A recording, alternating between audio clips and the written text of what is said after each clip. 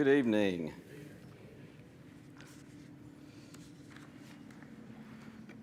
Get all my stuff situated here.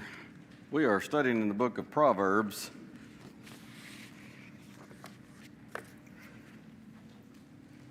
And as we've mentioned 2 or 3 times, we're looking at this book more topically than as opposed to going verse by verse. And we've been looking at more general topics so far, general in the sense of some introductory stuff, but also just we began. I was trying to think. Oh, last week was. I was thinking, why were we not in class last week? It was the young men and the young women doing their practices for lads to leaders. So, yeah, it's been like 3 weeks because the week before that, I was in Costa Rica. So I was just sitting here thinking, like, why does it feel like it's been like a month since we've had this class? But it's almost been a month.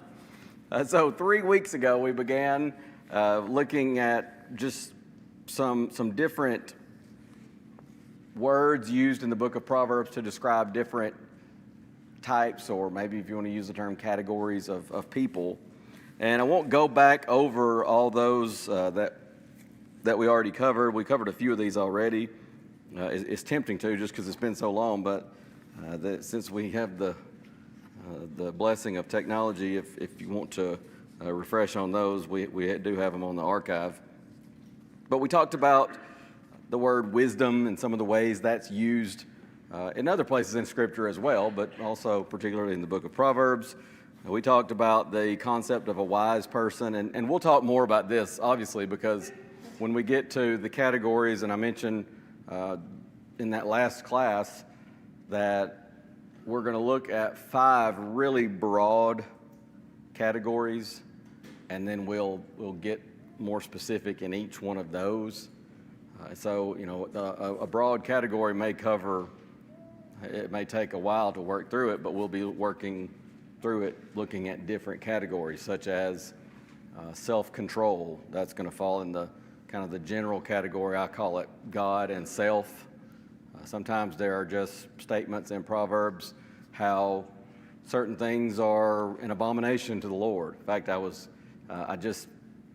don't know what made me think to do it today, but I just thought, I was looking at some of these divisions and breaking down some of these verses, categorizing some of these verses, and I noticed 2 or 3 times I came across the word abomination, something being an abomination to the Lord.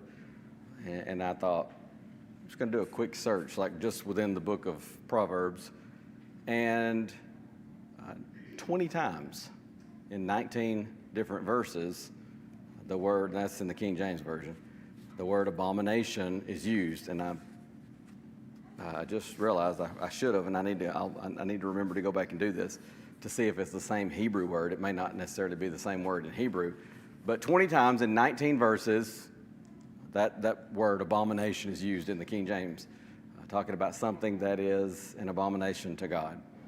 So that's kind of a theme in Proverbs. So I actually didn't have that as a category, a subcategory of the God and man or general wisdom. I've kind of used 2 different titles for that first category.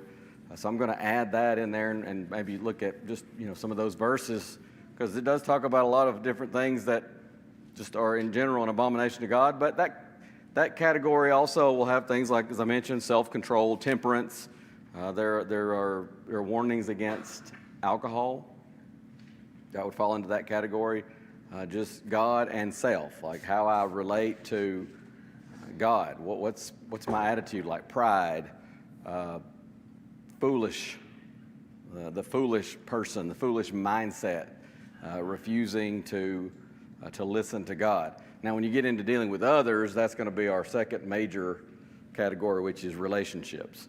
These may be family relationships. It may be relationship with fellow man, getting along with others. It may be in the sense of somebody who ignores the poor or mocks, scoffs at the poor. And there are a lot of Proverbs that talk about that. It may be how a king relates to his subjects.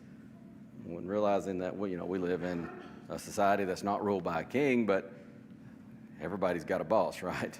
How does the boss relate to those he's supervising or overseeing? And so there's a lot dealing with those kind of things. So wisdom, we'll talk more about when we get to that. By the way, Brother Bob Staples had an idea that he mentioned to me, and I kind of like it, and I'll throw this out there if anybody has one. Maybe you have a favorite proverb or proverbs that you want to, I don't know, you can email me, text me, use the box in the foyer, phone call, airmail, I don't know, whatever we got. However you want to let me know that. You could even come and just tell me in person, the old-fashioned way, right? But if you have some kind of favorite proverb or proverbs or even like a section, let me know. It may be that we could kind of put some emphasis on that in class. It may be something that I've already got that particular section, and we're going to cover it when we get to that general topic or section. But it may be something that I hadn't considered or whatever, and so I would like to, if somebody has maybe just a favorite. If you ask me that would be so difficult for me because there are just so many really, really good, just these short, to the point statements in Proverbs. I'd be in trouble if you tried to pin me down and say you got to choose a favorite or even just a few favorites. But maybe you got something, some particular one or ones. Let me know. It may even be in a sermon. Maybe something that could be preached. I preached a sermon from Proverbs 30. It's been several years ago, but I got the idea from, I'm trying to think, like way back in the early 2000s. I think it was right within a year or so of Reagan and I getting married. There was, I don't know, a preacher that, I want to say it was this, what was his name? Seegers, Brother James Seegers in Tupelo, Mississippi. And he had a television program. It aired on GBN. And this was pre-GBN days, though. But somebody, I forget who it was, some brother that was on one of these email lists, he would transcribe that program and send it out to this list of preachers. And sometimes I'd see one just particularly struck a chord, and, well, that'll preach. And that was one of them. But it was from Proverbs 30, and it was called Things That Are Little. I mean, there are those things that are little that are marvelous, and they are, kind of amazing to see. And he goes over those ants, the conies, as King James puts it, a spider, which some versions have a lizard, but either way, there's an application there. Locust, those four things that are little, but they accomplish great things. And so some maybe that there's a passage that will preach. But Bob had that suggestion. I like that. So if you have a favorite, by all means, let me know, and we'll try to make sure we work that in. So wisdom, the wise person, we covered those. We talked a little bit about the prudent person and what that means, what all is entailed in that. Several times in the book of Proverbs, you'll read about a prudent person. And then I show the last section we covered was a discreet person. Discreet or discretion. The book of Proverbs uses the term discretion quite a bit. And we kind of talked about that. This is a person who, and it kind of ties in with prudence as well. You're not just looking at the ground right in front of you, so to speak. You've got your head up. You're paying attention, figuratively speaking. And that might be a literal thing. And sometimes we talk about, pay attention to your surroundings. We were Hayner was in class one night. He's studying to be a lawyer. He's got about a year or so, year and a half maybe, left. but he said he wants to be able to, unless you work for the government in Costa Rica, you're not going to make a whole lot of money as a lawyer, but you can supplement a little bit. You can also help people. It's not as easy to get married in that country, in that culture, really, a lot of Central America from what I've seen. So to do that, sometimes you need the help of a lawyer, and sometimes they charge a lot for that. But he said, it's something I can do, and I can help the brethren, but I could also supplement my income a little bit so that I can have a little bit more support, and I'm not so dependent on support from the states. But he had class one night while we were there for like 5 hours. He had 2 different classes. Each one was like 2.5 hours or something like that. Might have been 2, and there was a break in between. But Rachel and I, we told him, we said, we're going to go to the grocery store. There was one just almost right across the street. And we're going to get groceries, and we'll come. And that was an adventure because it was Rachel and me. No translator. And I know a little bit of Spanish, but apparently they don't speak Southern Spanish down there because even when there have been times I know I'm using the right words, and they look at me and they go, and I asked Hayner one time, I said, did I say the wrong words? He said, they just don't understand you. He said, it's your accent or something like that.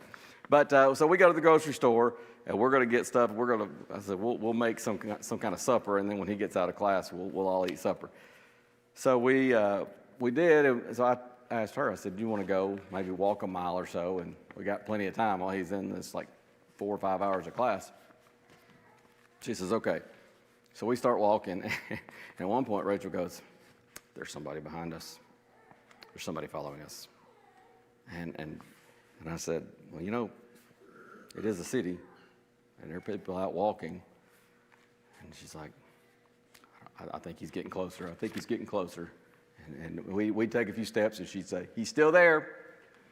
And then we'd take a few steps, and finally I said, Rachel, you're kind of drawing attention here. I said, just act normal. I said, that's one of the worst things you can do if you suspect somebody's following you. Don't be constantly like. I said, just walk, and you can look for. And he did. He kind of was following us for a little bit more than I thought was possibly normal. Of course, here we are. We're walking, a half mile up to come a half mile back and get in a mile. But so I said, well, when we get up here to this corner, we'll turn the corner, and then we can kind of see what he's going to do. But I said, stop looking back at him. You want to be aware of your surroundings, but you also don't want to be like constantly, almost like in a panic. And so we turned the corner. Well, he turned the corner. And now I'm kind of like, all right. So I cut across the street and then came back, and then he kept going. So I was like, okay. But that's kind of the idea with we talk about discretion in the book of Proverbs. It's sometimes prudence. Sometimes you have to look at there's a slight nuance sometimes between some of these Hebrew words, but it's somebody who they're aware of their surroundings in a figurative sense. And again, that could be true in a physical sense. But when we talk about this, we're talking about it figuratively, and really even more particularly than that, spiritually.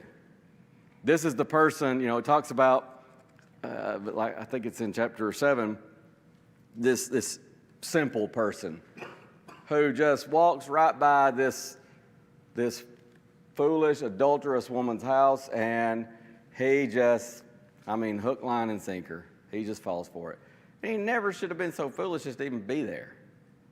And who among us hasn't been in a situation where, whether it was something smaller, whether it was something major, and we got ourselves into trouble, and we look back and say, why was I even there?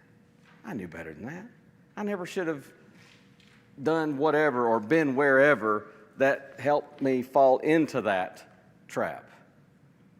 And so sometimes we need more prudence, discretion. Proverbs has a lot to say about that. And then the next one we're looking at, this is where we left off, is an insightful person.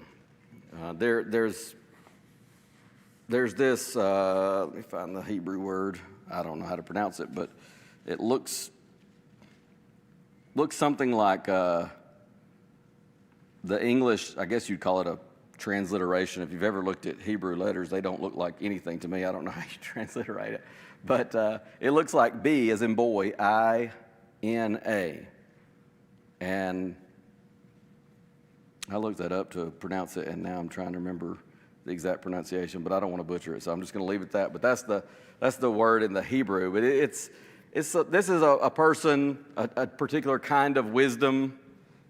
When we say insightful, they have a mind that looks to the future, perceptive, seeking to understand and grasp other folks' actions, to understand maybe why somebody's doing what they're doing. You know, it's an interest in other people, but also wisdom, an interest in understanding, obtaining wisdom. That's insightful, insight. This is a person who seeks out knowledge. They find it. In fact, that's the promise from God, isn't it? That if you seek it, you'll find it, if you're really seeking after it. This is a person who will readily accept rebuke. They'll take careful steps in their life. They will wear wisdom as like a badge of character. And they will keep. This is a person who keeps silent unless they have something wise, or might say worthwhile, to say. And now, a few verses as we think about this. Look at chapter 1, verse 2.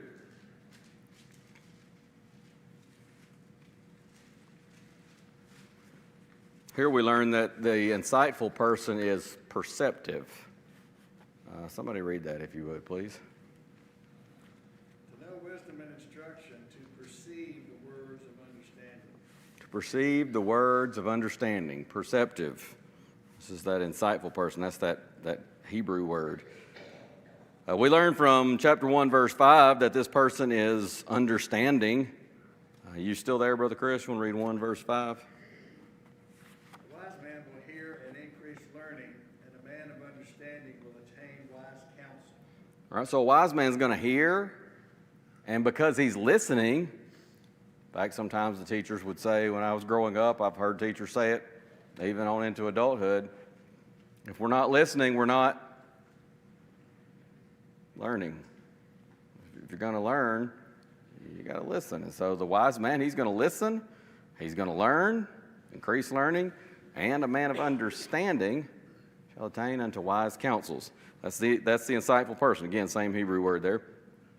The insightful person is wise, and this is where we talked about, this is a person who can accept a rebuke or even just a simple reproof. When we say reproof, it's a milder version. Rebuke is a little bit sharper.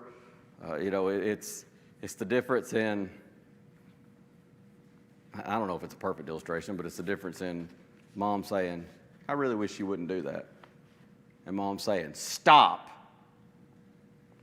We know the difference, right? One's a reproof, one's a rebuke. And sometimes, even in a spiritual situation, somebody may say, hey, I don't think you made the wisest choice there. I think you need to think about this. Might be a better course of action, but then sometimes you have to get sterner and say, hey, brother, this is wrong. And you can see when you read letters like 1 Corinthians, Galatians, you see some rebuke. And Paul even saying in the book of Galatians, I wish I was there with you and I'd change my tone. Again, I'm thinking, mama, we know what it means to change the tone. And so Paul says, I'm worried about you. I'm worried that I've bestowed all this labor in vain because you're just being led away by this nonsense of going back into Judaism.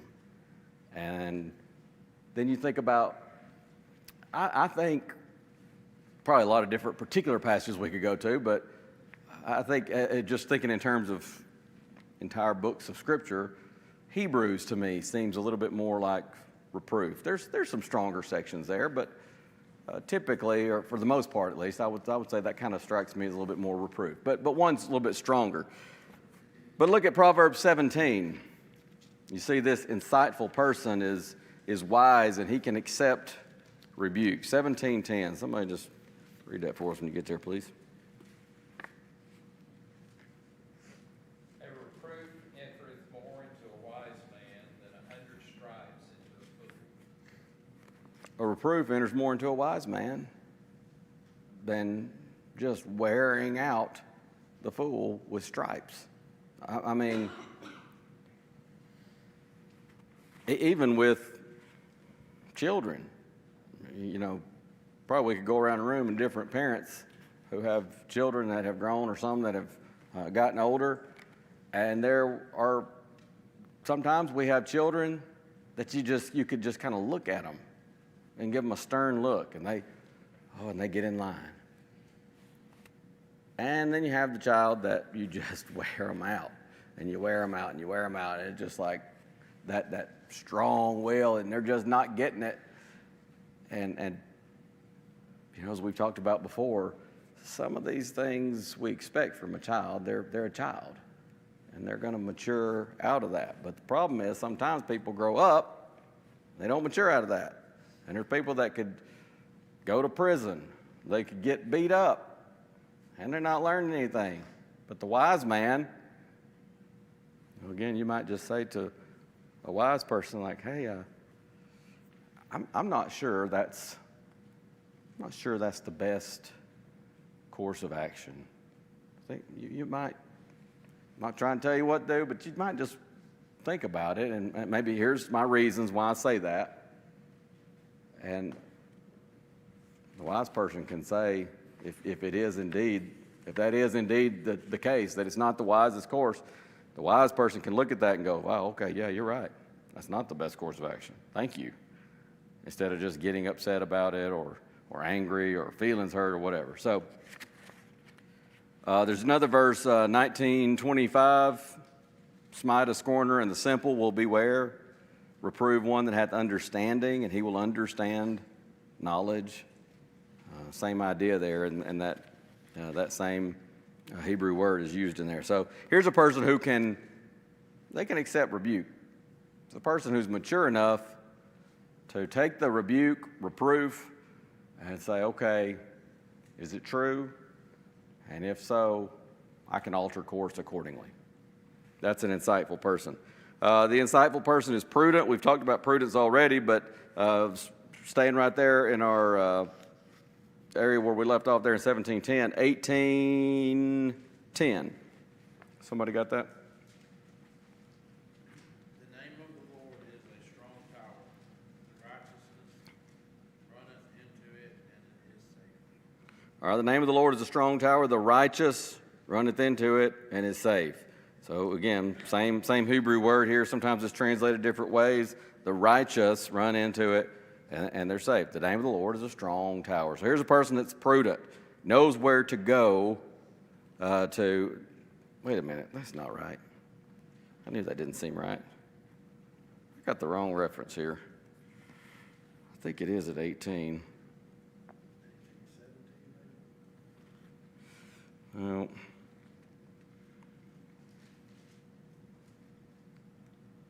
let me see. The heart of the prudent getteth knowledge. What did I do? I put the verse down here so I'd have the verse. 15. Is it 15? There it is. The heart of the prudent getteth knowledge. I was thinking, is understanding. Did I miss something in my? Sometimes I'm forgetful, but I didn't think I was forgetting that. But okay, so 15. The heart of the prudent getteth knowledge, and the ear of the wise seeketh knowledge. So there you go. The insightful person is prudent. And again, we've talked about that. The insightful person next is discerning. I'm gonna go check before I call out the reference. I think it's in chapter 7. Now I'm nervous that I went through some notes today. I don't know if we're going to get to that, but oh man, there was some notes from a study booklet. But man, there were so many typos with the references.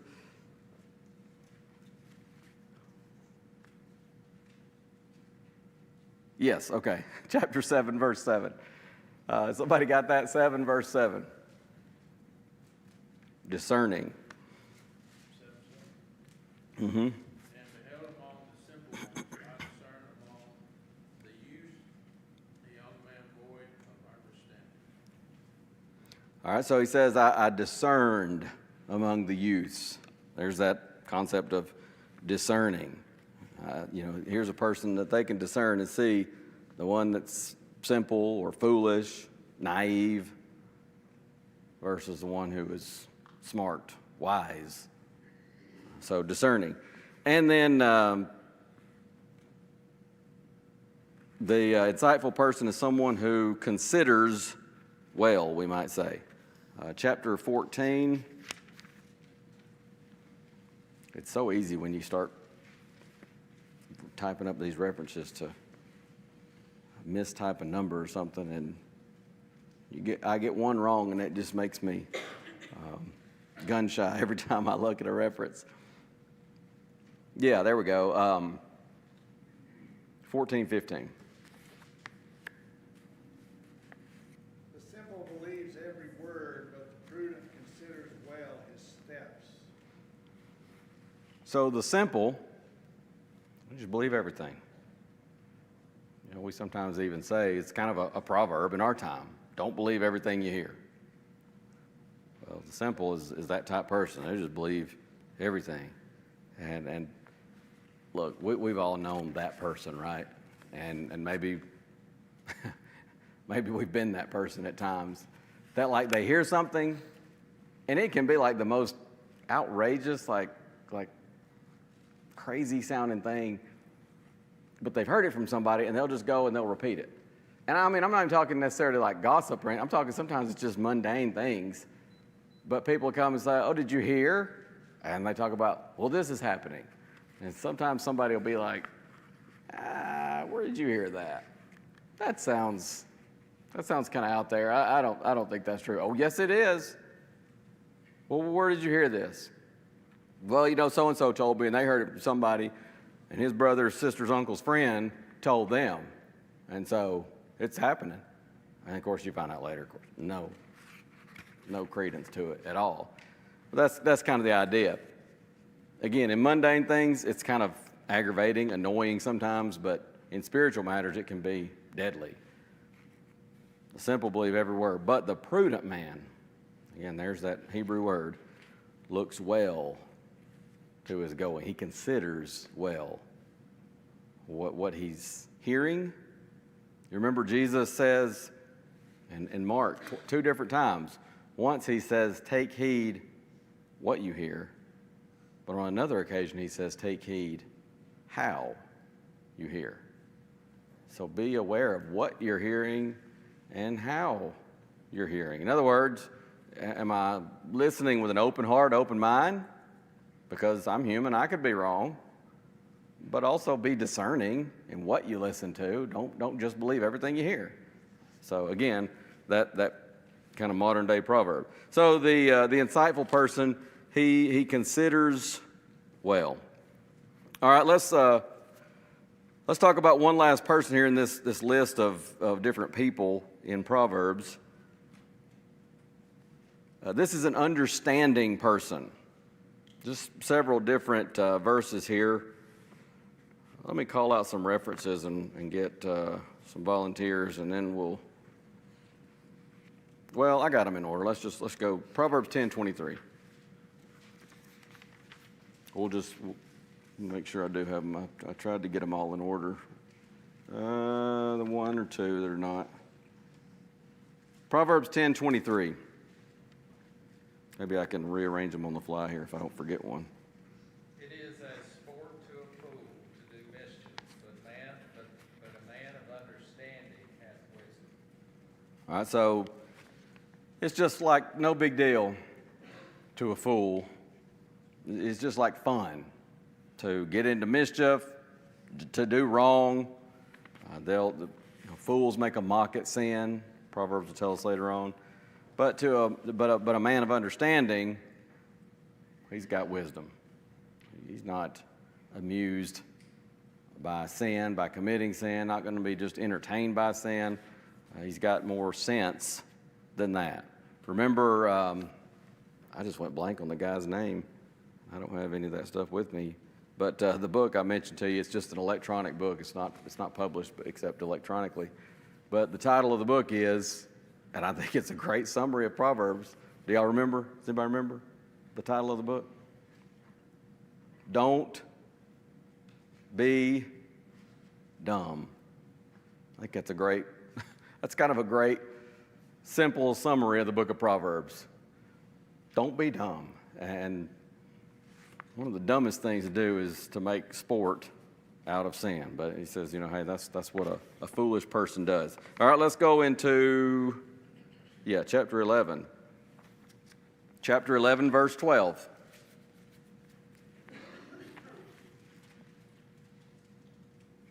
Who is the boy of wisdom despises his neighbor, but a man of understanding holds his peace. All right, whoever is void of wisdom despises his neighbor. Now, see, some of these things we'll come back to, and when there'll be repetition in our class across those categories even, but that's okay because there's a lot of repetition in Proverbs, and the more I've studying and preparing for this class, the more I agree with.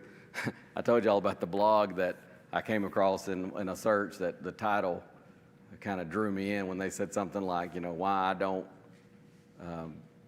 I don't read the book of Proverbs or something like that. And it was just kind of a clickbait title to get you to come and read. But the person was saying, I don't just read the book. I study it and study it, and it's like in my regular daily Bible reading. I think they were saying like almost every day, or at least several times a week. Read through it and then start over again. And I'm convinced the more I study this, that is 100% true. That's 100% what we all need to be doing, because there's so much just life wisdom in this book. So you'll see some repetition, but like this one is one that where somebody who's void of wisdom despises his neighbor. That's a relationship with our fellow man. Why would you despise your neighbor? Well, the foolish person, the one who's void of wisdom, does that. But a man of understanding holds his peace. He's going to live at peace with his neighbor if he can. As Paul says in Romans 8, as much as is in you, you live peaceably with all men. All right, let's stay in 11 and go to verse 29.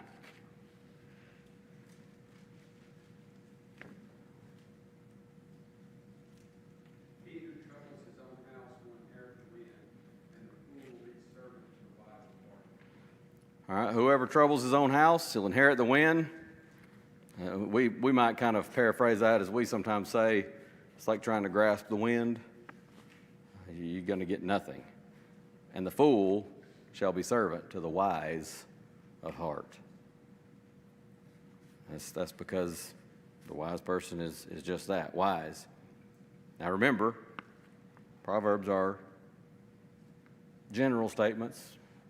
They're the rule, but there are exceptions, because unfortunately the reality is, in a fallen world, there are times when there's a wise person that's meek and humble and wise, but they're being oppressed and servant to a fool. Proverbs doesn't deal with the exceptions. You'll see a lot of those dealt with, remember, in Ecclesiastes, Job, Psalms, and that's kind of, you see, kind of run the gamut in wisdom literature. So sometimes we may read some of these Proverbs and go, wait a minute, I know of an exception to that, because I know this one guy, and he's wise, and he fears the Lord, but that poor guy is just, he works for a fool, and that guy just oppresses him and is a jerk to him. Yeah, there are some times when there are exceptions, because these are general statements, general rules, truisms. Sometimes people use that term. But as we pointed out in our introduction, life is complicated, and there are exceptions where things are not always as they should be. But generally speaking, this is the way it is. Were you going to say something, Chris? Yeah, that phrase, inherit the wind, reminded me of a movie in 1960 called Inherit the Wind. Oh, really? About the Scopes monkey trial in Tennessee. Oh, okay. That was 60 I wonder if that's where that came from. Interesting. He said there was a movie from the 60s 1960. called Inherit the Wind. I wonder if that title came from Proverbs 11:29. Movie about evolution. Yeah, that was from, and it's kind of ironic because that led to so much evolution being taught in the school system, and what have we inherited? and it's foolishness, and troubling the house, the country, and that using that as a metaphor for the country, kind of interesting statement there. But yeah, and we have inherited the wind certainly from that, but that's very interesting. I've never heard of that. You need to check that out. All right, Proverbs 14:29.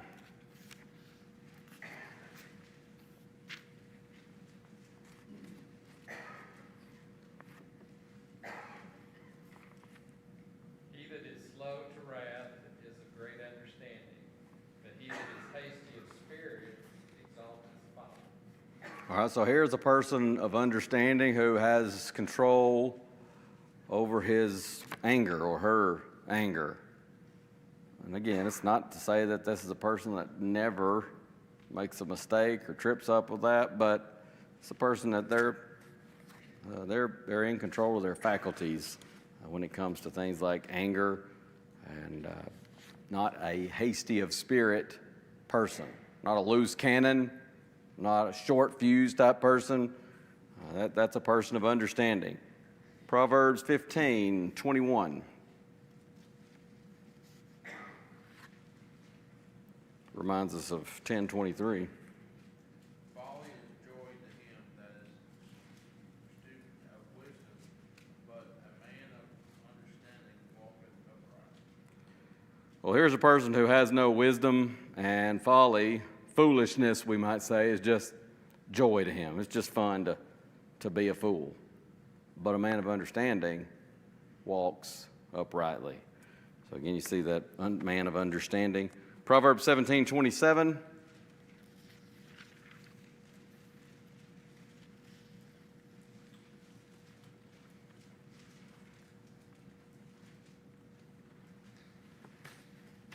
He who hath knowledge spares his words, and a man of understanding is a calm spirit.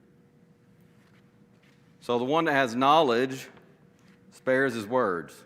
Isn't that interesting? Have you ever discovered, or have you ever noticed that sometimes the people who talk the most about something know the least?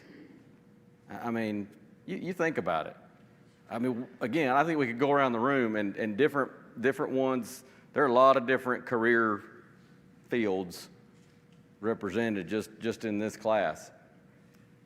But I mean, I guarantee you, everybody could tell a story of somebody that, I mean, they just can rattle on and on and on, and you're just like, you just kind of like, maybe you're sort of aside telling somebody, he doesn't know what he's talking about, just ignore him. But sometimes the one that's just quiet and sitting there, not like just running off at the mouth, is the one who is the expert, the real expert. I worked just a little bit in IT, like way back college days, and I was pursuing that for a little bit, and ended up back in full-time preaching, and just never went back to it. And it's that moves so fast with technology. It's long left me behind. But I remember, and I would tell people, and I've talked to expert IT folks since, even to the present, who are up on that, and they'll tell you. I mean, sometimes the people that talk about computers and they can fix this and they can fix that, they're the people that you don't want them to touch your computer stuff. But it's sometimes the one that just is not volunteering all that information, that's the one that you want. When I was in preaching school, I had something like, I had my computer with my 14.4 modem I was so excited about. And something had happened on my computer, and there was a classmate. He was a second-year student. I was in first year. And oh, what's going on with it? I can fix it. He just let me take it home with me tonight, and I can fix this. And probably what it is that he's just rattling on and on and on, and I didn't know any better. I let him take it home. And one of the other second-year guys said, "You messed up." I said, "What do you mean?" "You let him take your computer home." So he said he could fix it. He said, "No." I'd be surprised if your computer's not worse off when you get it back. It's like, why are you telling me this now? And so I got it back, and it wasn't fixed, but I don't remember it being like worse off necessarily. But that's what Proverbs 15 or 17:27 is talking about. He that hath knowledge spareth his words, and a man of understanding is of an excellent spirit. Or what is that, New King James, Jimmy? Of a calm spirit. Is that what that? Calm spirit. So same, it's just so true. Over and over again, you see it in life. He that hath knowledge spareth his words. All right, one last one here, Proverbs 20, verse 5.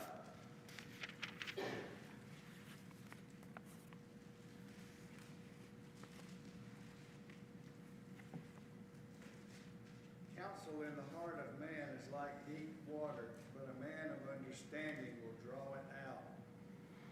All right, counsel in the heart of man is like deep water. But he says a man of understanding will draw it out. It's interesting because there are certain people that you can sit down and you can be in a bad mood or just kind of not really feeling that great. And one person might come up and say, "Hey, what's going on?" "Nothing." "You want to talk about it?" "No." "You okay?" "Yes, I'll be fine." But then they let this other person come and sit down. Next thing you know, you're just telling them everything. And you just open up. And sometimes some people, they don't even necessarily mean, they're not sitting there trying to just drag this out of you. There's just people like that. Do you remember, I hope I'm getting the right person. When I was a youngster, on up through high school, whenever we weren't having football games on Friday nights, every Friday night we would load up and go to Gadsden, about a little less than an hour, and we'd go to Grandmother Dollahite's. We'd have supper at her house, and then we would retire to the den, and we would watch TGIF, the little, the comedies on that back-to-back, 3 or 4 different 30-minute sitcoms. And then when those were over, for me, it was like, because then 2020 came on. And I didn't care about that. I didn't want to watch that because, it's news. But do you remember, was it Barbara Walters on 2020? Have I got the right person? Did you ever watch her conduct an interview? Sometimes even as a kid, if I didn't get out of the room before she got on there with her interview, I'd end up, even as a youngster, and I'm just I'm glued. That woman could interview, she should have been an interrogator or something, because she could just get people to open up and tell you stuff. It's just amazing. One of the best interviewers that I can remember in my lifetime.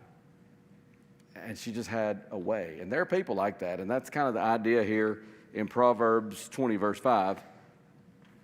Counsel in the heart of a man is like deep water, but a man of understanding can draw it out. There are people, again, maybe you've been in a situation, may just be a secular situation, work or something like that. And everybody's sitting around and going, I don't have any ideas. And maybe even that particular person doesn't have the idea, but they have a way of maybe they're opening it up with discussion and brainstorming, and next thing you know, they're drawing out from that well from other people. Sometimes ideas you didn't even know you had. Just people like that. It's pretty amazing. That's often a very understanding person, as the Bible uses that term. All right. Well, I was going to say, we better stop there. What we'll do next week, Lord willing, is look at some some commonalities. I mentioned there's some repetition in Proverbs. We'll see some of that, and also notice some, what's the word that I used? Classes of Proverbs, 5 different classes that I said I use. I didn't use it. Hannenberg is the guy's name that uses that. All right, we're out of time, so we'll stop there, and God willing, we will pick up there next week. Thank y'all so much. I appreciate all those who commented and read for us tonight. Thank you.